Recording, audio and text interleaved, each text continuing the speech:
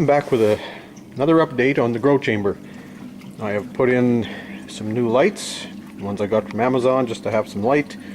Definitely need at least one more, probably two more on this side, and at least one more of the Hidden Harvest grow lights, just to make for the proper coverage.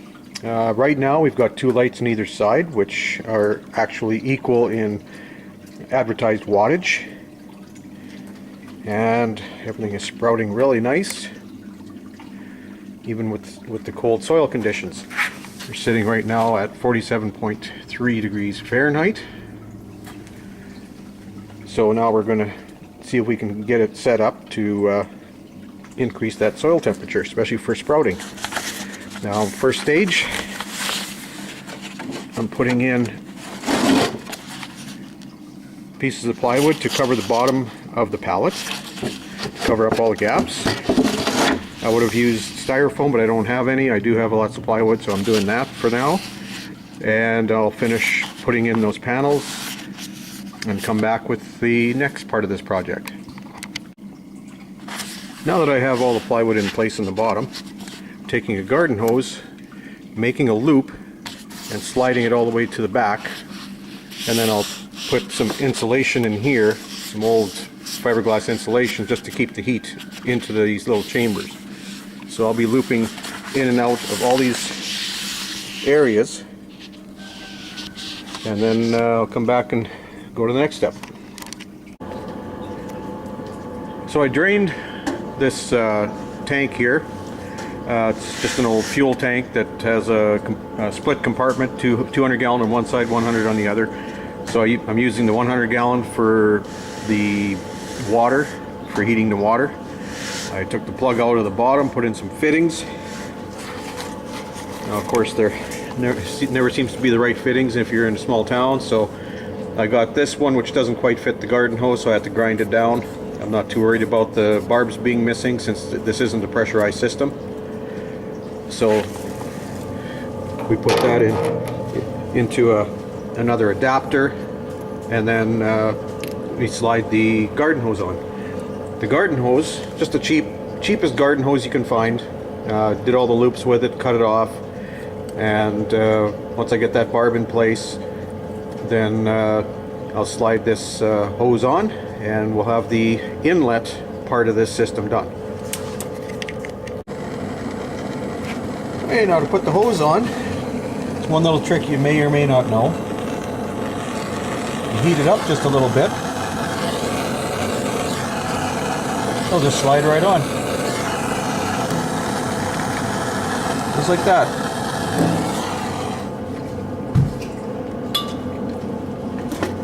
Then all we do is we put on our clamp.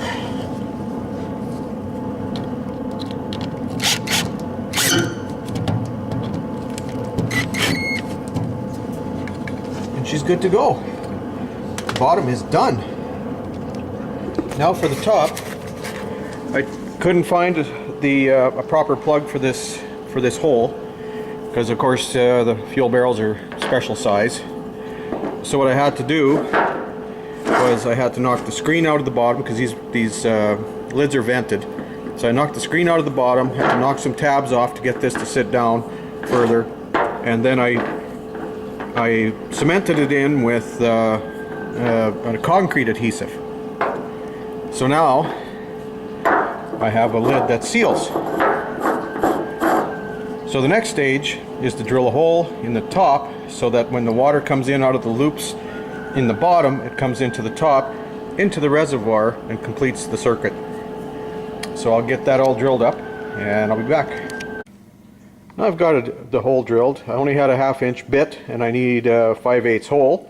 So it's always handy to have one of these, a little step bit. I priced out a 5/8 bit, and it was like $30 some. This one here will take you up to probably 3/4 inch.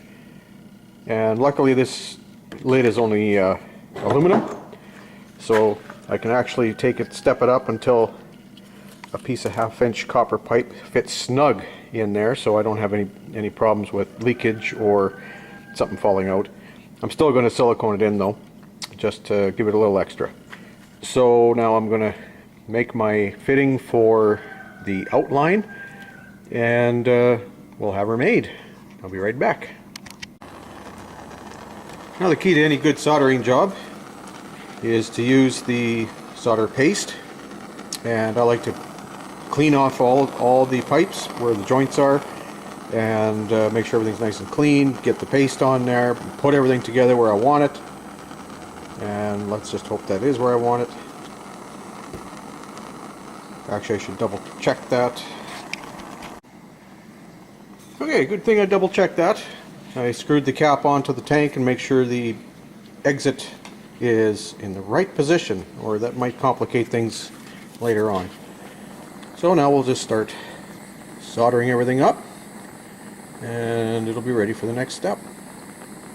Hopefully this torch works properly.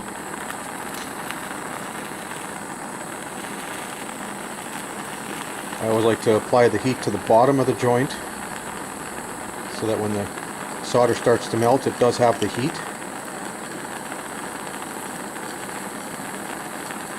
And you'll be able to see the solder disappear into the joint. The other two. And like I said, this isn't a high pressure situation, so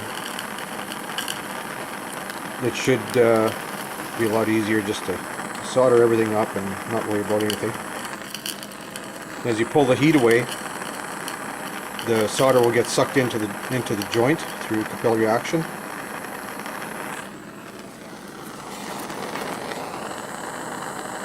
Those joints are a little ugly, but of course I haven't done this for a while. A little bit out of practice. And that's it for the soldering part. So now I have to modify another little coupler that goes into here where the hose goes on, and she'll be ready to rock and roll. Be right back.